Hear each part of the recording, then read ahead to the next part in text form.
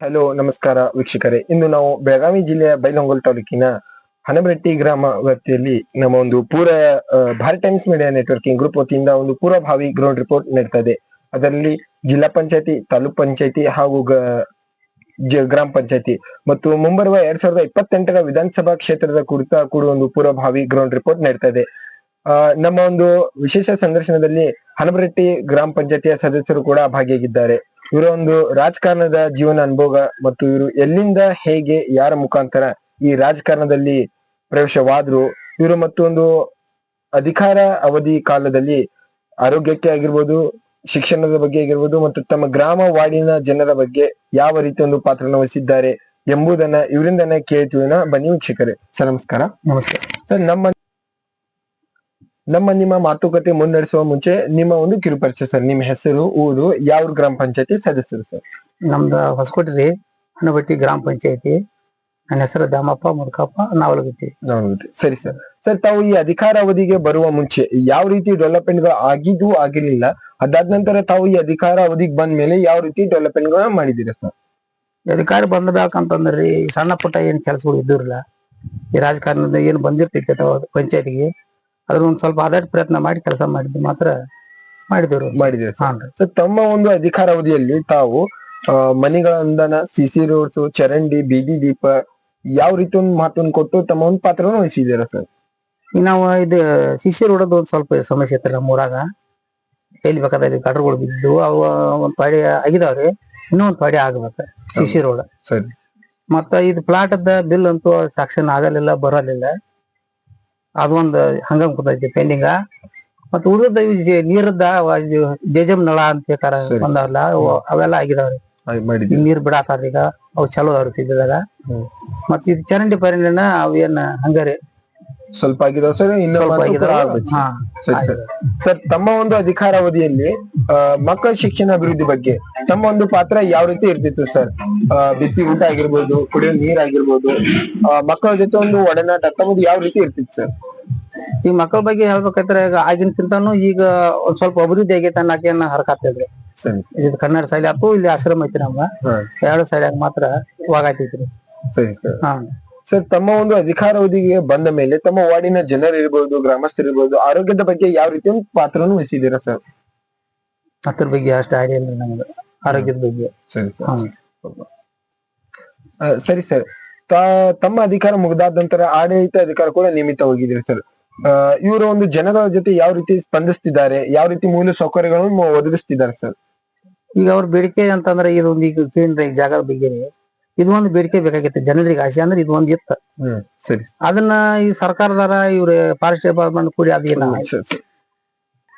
ಸರಿ ಸರ್, ಹೇಳಿ. ಈಗ ಪಿಡಿಒ ಸರ್ ಬಗ್ಗೆ ಹೇಳ್ಬೇಕೈತ್ರಿ, 3 ಮಂದಿ ಎಕ್ಸ್ಚೇಂಜ್ ಆರ ನಮಗ. 3 ಮಂದಿ ಎಕ್ಸ್ಚೇಂಜ್ ಹೇಳ್ತಂದ್ರೆ ಯಾವ್ದೋ ಒಂದ್ ಕೆಲಸ ಕೇಳ್ದ ಅವ್ನ್ ಕೇಳ್ಬೇಕಪ್ಪ, ಅವನು ಇಲ್ಲ ಮಾತಾಪನ ಕೇಳ್ದ. ಆ ಮಾತಾಪ 3 ಮಂದಿ ಬಂದ್ರು, 3 ಮಂದಿ ಒಳಗ ಇವ್ರ ತಿಕ್ಕಾಟ ನಡೆದಿರ್ತಾರೆ ಹೊರತಾಗಿ ಇದು ಅಭಿವೃದ್ಧಿ ಸರಿಯಾಗಿ ಆಗ್ಬಾರ್ದು. ಸರಿ ಸರ್. ಸರ್, ತಮ್ಮ ಒಂದು ಗ್ರಾಮ ಪಂಚಾಯತಿ 3 ಗ್ರಾಮಗಳು ಕೂಡಿ ಒಂದು ಪಂಚಾಯತಿ ಇದೆ. ತಮ್ಮ ಗ್ರಾಮ ಪಂಚಾಯತಿಯಿಂದ ಸರ್ ಸಮಸ್ಯೆ ಸರ್ ಏನಾಗ್ತಾ ಇದೆ? ಈಗ ಸಮಸ್ಯೆ ಅಂತಂದ್ರೆ ಯುವ ಸಮಸ್ಯೆ ಬಂದ್ರಲ್ಲ, ಯುವ ಸಮಸ್ಯೆ ಸಿಕ್ಕೊಂಡ್ ಒದ್ದಾಡಕೈತಿ ಹೊರತಾಗಿ ಅಂದ್ರೆ ನಾ ಮಾಡೋದು ಹಿಂದಿನ ಮಾಡಿದ ಅನ್ನೋದು ಕರಿ ಅಂದ್ ತಮ್ಮ ಹೊರಿನ ಇನ್ನೊಬ್ರ ಮೇಲೆ ಹಾಕಿಬಿಡುದು ಈ ರೀತಿ. ಈಗ ನಾವ್ ಬಂದ್ ಕೇಳಿದ್ಕೂಡ ಅಂದ್ರೆ ಸರಿ ಸರ್, ಇಷ್ಟ ಕಾರಣ. ಸರಿ ಸರ್. ಈ ರಾಜಕಾರಣದಲ್ಲಿ ತಾವು ಎಲ್ಲಿಂದ ಮತ್ತು ಹೇಗೆ ಯಾರ ಮುಖಾಂತರ ಪ್ರವೇಶವಾದ್ರಿ ಸರ್? ನಮ್ಗ ರಾಜಕಾರಣದ ಮುಖಾಂತರ ಏನಿಲ್ರಿ, ಅವಶ್ಯ ಜನರ ಮುಖಾಂತರ ಆಸೆ ಬಂದದ್ದು. ಸರಿ ಸರ್. ಈ ರಾಜಕಾರಣಕ್ಕೆ ಬರ್ಲಿಕ್ಕೆ ಕಾರಣ ಸರ್ ನಿಮ್ದು? ಈ ಮಂದಿ ಜನರೇ. ಸರಿ, ಜನಸೇವೆ ಮಾಡಿ ಜನಸೇವೆ ಸಂಬಂಧನ ನನಗೆ ಹಿಂಗ ಈ ಸ್ಥಾನಕ್ಕೆ ಬಂದಿದ್ದಾರೆ. ಸರಿ ಸರ್. ಹೇಳಿ ಸರ್. ಹಿತದ ಬಗ್ಗೆ ಹೇಳ್ತಿದ್ದೆ. ಸರಿ ಸರ್, ಹೇಳಿ.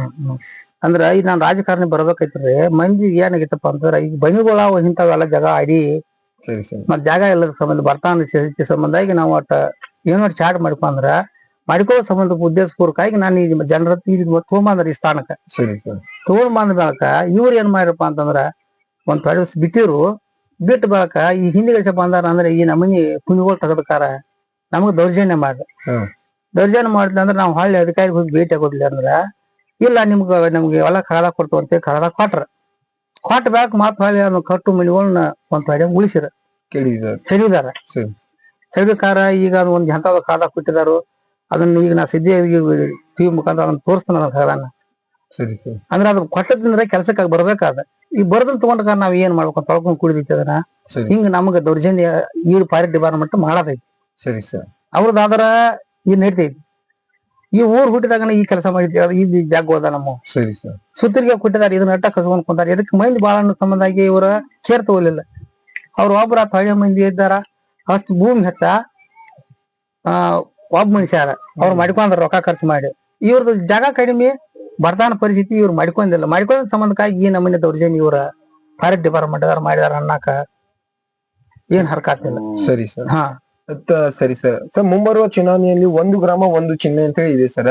ಅದ್ರ ಬಗ್ಗೆ ನಿಮ್ಮ ಅಭಿಪ್ರಾಯ ಏನಿದೆ ಸರ್? ಅದು ನಮಗ ಪಕ್ಷೇತರ ಬರೋದನ್ನ ಸರಿ ಅಂತ ನನಗ ಅನಿಸ್ತೈತಿ. ನಿಮ್ಮ ಅನಿಸಿಕೆ ಇದೆ? ಹೌದ್ರ ಸಿಕ್ಕಿದಾರ ನಂದ. ಸರಿ ಸರ್. ಸರಿ ಸರ್. ಇವಾಗ ಮುಂಬರುವ ಚುನಾವಣೆಯಲ್ಲಿ ಸರ್ ತಾವು ಭಾಗಿಯಾಗ್ತೀರಾ ಅಥವಾ ಬೇರೆದವ್ರಿಗೆ ಅವಕಾಶ ಮಾಡಿಕೊಡ್ತೀರಾ ಸರ್? ಅದ ಜನದ ಮ್ಯಾಗಿನ ವಿಶ್ವಾಸ ರೀ. ಜನಗಳ ಮೇಲೆ ನಿಮ್ಮ ಅಭಿಪ್ರಾಯ ಇದೆ. ಸರಿ ಸರ್. ನಿಮ್ಮನ್ನ ಆರಿಸಿ ತಂದಂತ ನಿಮ್ಮ ಗ್ರಾಮಸ್ಥರು, ನಿಮ್ಮ ಜನಪ್ರೇಮಿಗಳಿಗೆ ನಿಮ್ಮ ಒಂದು ಹೃದಯದ ಮಾತು ಹೇಳಿಕೆ ಏನ್ ಇಷ್ಟಪಡ್ತೀರಾ ಸರ್? ನಾನು ಹೃದಯ ಮಾತಂದ್ರೆ ನಾನು ಇಲ್ಲಿಂದ ಹೇಳಿದ 5 ವರ್ಷದಿಂದ ರಾಜಕೀಯ ತಗೊಂಡ್ ಬಂದು ಈ ಸ್ಥಾನ ಕುಡಿಸಿದಾರಪ್ಪ ಅಂತಂದ್ರೆ ಅವ್ರಿಗೆ ಧನ್ಯವಾದ ಹೇಳ್ತೀನಿ. ಸರಿ ಸರ್. ಇಲ್ಲಿವರೆಗೂ ಕೂಡ ನಮ್ಮ ಭಾರತ್ ಟೈಮ್ಸ್ ಮೀಡಿಯಾ ನೆಟ್ವರ್ಕಿಂಗ್ ಗ್ರೂಪ್ಗೆ ನಿಮ್ಮ ಸಮಯ ನೀಡೋದಕ್ಕೆ ತುಂಬಾ ಹೃದಯದ